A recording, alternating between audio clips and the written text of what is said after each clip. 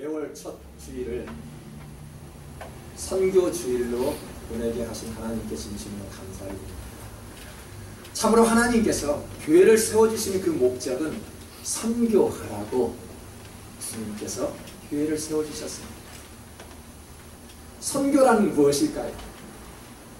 바다를 건너서 타 문화권을 향해서 우리가 전도하는 것을 선교입니까? 아니면 이 육지에서 동일 문화권에서 전도하는 것을 그냥 전도라고 말하고 비행기를 타고 바다를 건너 타 문화권을 향해서 하는 행위를 선교라고 우리는 생각하기가 십상입니다. 방법은 다를지라도 목적은 동일합니다. 하나님을 전하는 데는 동일합니다. 바울은 예수 그리스도의 삶 가운데 사는 이들에게 빌립보서 4장 8절에서 이렇게 말씀하지요. 그토록 형제들아, 무엇에든지 참되며 무엇에든지 경건하며 무엇에든지 옳으며 무엇에든지 정결하며 무엇에든지 사랑받을만 하며 무엇에든지 칭찬받을만 하며 무슨 덕이 있든지 무슨 기름이 있든지 이것들을 생각하라. 이게 긴 문장을 하나 도대체 무슨 말씀입니까? 저는 여러 번을 읽어보았습니다. 이렇게 길게 이야기하신 말씀이 무엇일까요? 말씀대로 살아서 손해볼 것이 하나도 없고요. 말씀대로 산다라면, 우리가 행복한 모습을 보여준다라면 그것이 바로 선교라는 것입니다. 바울은 이 땅에서 최고의 선교사입니다. 바울이 그렇게 말씀하였습니다. 말씀대로 살면 손해볼 것이 없다. 우리가 좋은 모습을 보이는 것이 바로 선교입니다. 비행기를 타고 수천 불을 써가면서 교회를 짓고 그것이 선교인 줄 압니다. 그런데 바울은 그렇게 말하지 않습니다. 그것도 좋은 방법의 선교이지만은 우리가 말씀대로 살고 좋은 모습을 보이는 것이 바로 선교라, 그렇게 이야기를 합니다. 신앙생활을 하는 이유도 자신을 위해서 하는 거죠. 오늘 누구 때문에 이 자리에 나왔습니다.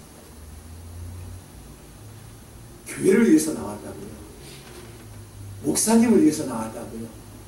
어느 특정인 성도들을 위해서 나왔다고요. 다 거짓말이에요.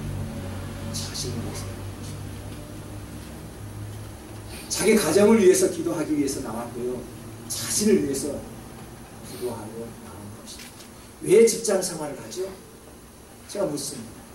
회사를 위해서 직장 생활을 합니까? 왜 학교를 다닙니까?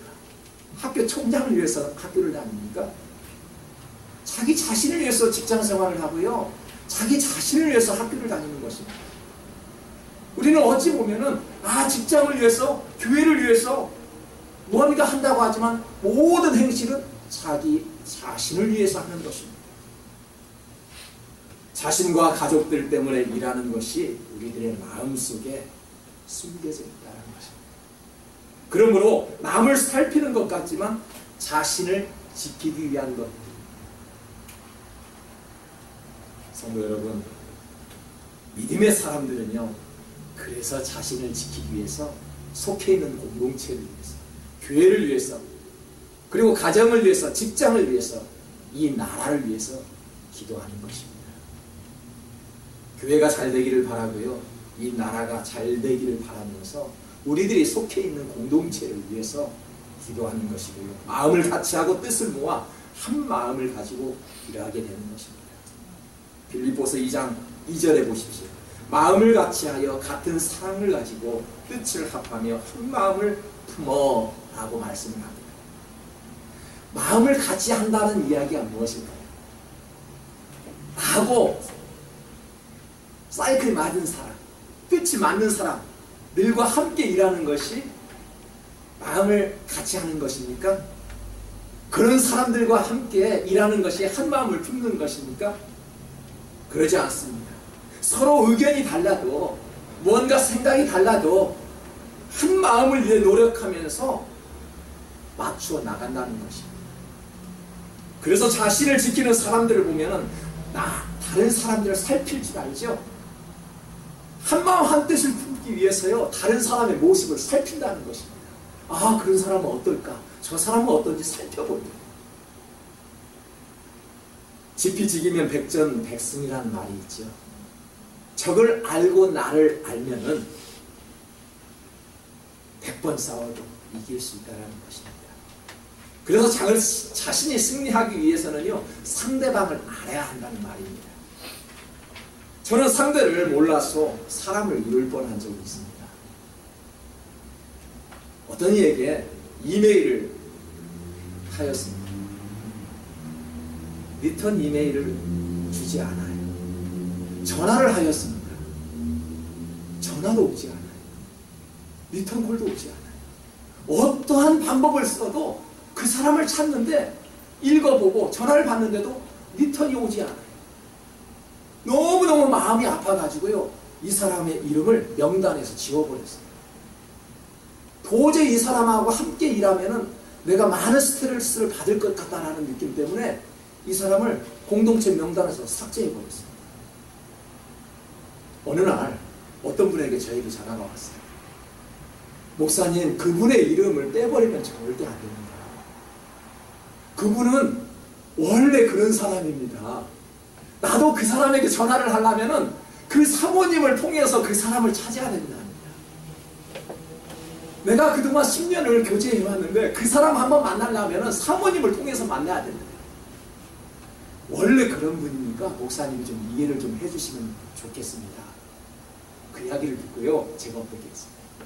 다시 이름을 올려놨어요. 참 별난 성격도 다 있구나라는 생각 때문에 다시 올려놨어요. 그 사람을 이해를 하니까요, 아, 그렇다라는 생각이 듭니다. 맞지요? 상대방을 아니까 이해가 가더라는 이야기예요. 거북이가 왜 이렇게 느립니까? 답답해 죽겠습니다. 거북이에게 너는 왜 이렇게 느리냐라고 이야기해 보십시오. 이 많은 동물 중에서 가장 잠이 많은 동물이 뭔 줄 아시나요? 고양이랍니다. 고양이는 하루 종일 잠을 자는데요, 반절 이상을 잠을 잔답니다. 주인이 고양이를 보고 너는 왜 이렇게 재롱도 떨지 않고 잠만 자느냐라고 말하면은 그 주인은 고양이를 키울 수 있는 능력이 되지 않습니다. 맞지요? 고양이를 알면은 조는 모습을 보고 이해를 합니다. 재롱만 떨지 않는 그 고양이를 보고 이해할 수 있다는 이야기죠. 상대를 알면은 이해가 되고요, 모든 것들이 다 용서가 된다는 것입니다. 그래서 선교의 시작은 남을 살필 줄 알아라, 배려하고 용서하는 것이 선교예요. 남의 잘못까지라도 그 사람의 성격은 이러하니까 그것을 배려할 줄 알고 용서할 줄 아는 것이 선교의 시작이라고 이야기합니다. 갈라디아서 6장 2절에 보니까 너희가 짐을 서로 지라, 그리하여 그리스도의 법을 성취하라 라고 말씀을 하였습니다. 교만한 사람들의 특징이 있죠. 자기 중심적입니다. 자기밖에 모릅니다. 또 하나의 특징은요, 하나님을 알지 못합니다. 이 땅에서 가장 어리석은 자는 하나님을 알지 못한 자라고 말씀하였습니다. 그리고 또 하나는요, 교만한 자의 특징은요, 사람의 도움을 절대 받지 않습니다. 참 교만합니다. 저도 그런 사람이었어요. 한 사람이었어요. 다른 사람의 도움은 싫어. 내가 하고 말 거야. 그런 주의였습니다. 그런데요, 주님을 더욱더 깊이 아는 그 상황이 되니까요, 그래, 남의 도움도 좀 받을 줄 알아야지. 내가 무언가 잘났다고, 무언가 가졌다고 다른 사람의 도움을 안 받는다? 이것은 교만한 마음이라는 것입니다. 여러분, 건강한 사람은요, 도움도 주지만은 도움도 받을 줄 아는 사람입니다. 그런 사람이 건강한 사람입니다. 어느 목사님이 은퇴를 한 후에 장학금 만불이 아니죠. 10만 불이면 얼마죠? 1억인가요? 10만 불이면? 예, 1억이네요.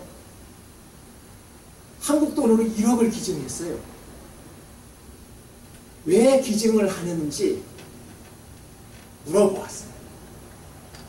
미국 이민을 왔는데 너무너무 생활이 어려웠다. 자녀들을 대학에도 보낼 수 없는 그런 환경이 있었대요. 그런데 이 나라에서 그랜트도 주고 장학금을 줘서 두 자녀를 4년 무료로 학업을 마치겠다. 공짜로 이 나라에서 등록금을 줬는데 얼마나 감사합니다. 그런데 책값은 안 주잖아요. 수업료는 주는데 책값은 안 줘요. 이 미국 책 하나를 사려고 하니까요. 저도 자녀를 대학을 가르쳐 보니까요. 이 책 한 권에 막 100불씩이에요. 제 말이 맞나요? 틀렸나요? 맞지요? 한국에서 2, 3만 원이라는 책을 이 미국에서 사려고 하니까 최하 70불, 100불이란 말이에요. 놀랐어요. 부모님들 자녀를 용돈 많이 주시기 바랍니다. 책 한 권 사는데 100불이랍니다. 그런데 책은 성도들이, 이웃 주민들이 책값을 모아서 자녀 대학을 진학하는데 4년 동안 책값을 무료로 구입할 수 있는 그런 여건을 허락해 주셔서 성도들의 도움으로 자녀 2명을 키웠답니다. 그래서 이제는 내가 나라에서 성도들에게 많은 이웃에게 돈을 그만큼 받았는데 이제 자녀들도 다 키웠는데 나도 도움을 줘야 되지 않겠냐. 그래서 신관들을 장학금을 낸다니까요. 도움을 받은 자가 다른 사람에게 도움도 줄 수 있지. 내가 사랑을 받았으면 사랑도 줄 수 있다는 것입니다. 은혜도 누가 줄 줄 알아요? 은혜도 받은 자가 은혜도 나눌 줄 안다는 이야기예요. 여러분, 그래서요, 내가 다른 사람에게 도움을 주고자 할 때 어떻게 해요? 나도 누군가의 도움을 받을 줄 알아야 된다는 이야기. 주님의 사랑도 좀 받을 줄 알아야 된다는 이야기. 은혜도 좀 받을 줄 알아야 된다는 이야기예요. 받은 자가 은혜도 나눌 수 있고 사랑도 나눌 수 있다는 이야기예요. 분명한 사실입니다. 우리가 지금 옆에 있는 사람들이 무슨 짐을 지고 있는지 잘 살펴보아야 합니다. 저 사람들을 위해서 내가 어떻게 해야 할 것인지 잘 살필 줄 알아야 합니다. 이것이 선교입니다. 자기 짐만 지고 허덕거릴 것이 아니라 힘들어하고 있는 성도들을 바라볼 줄 알아야 한다는 것입니다. 죽도록 일만 하는 사람들, 죽도록 내 가정만 나만 아는 사람들, 어떻게 사랑을 베풀 수 있을까요? 빌립보서 2장 4절에서도 자기 일을 열심히 하면서 다른 사람이 하는 일에 관심을 가지고 돌볼 수 있어야 한다 라고 말씀을 합니다. 자기 일도 열심히 해야 합니다. 하지만 다른 사람의 일도 돌볼 줄 알아야 한다는 것입니다. 남을 돌보는 것이 자신을 기쁘게 하는 것이에요. 참 저는 이해가 가지 않아요. 성경을 읽으면 도대체 이해가 가지 않는 말씀이 많이 들어있습니다. 우리 일반 상식으로는 이해가 가지 않는 것이 우리 성경입니다. 그래서 수백 번 읽어도 신비롭고 새롭게 주시는 그 글이 바로 이 성경 말씀입니다. 여러분, 남을 돌보는 것이 낭비입니까? 절대 낭비가 아니에요.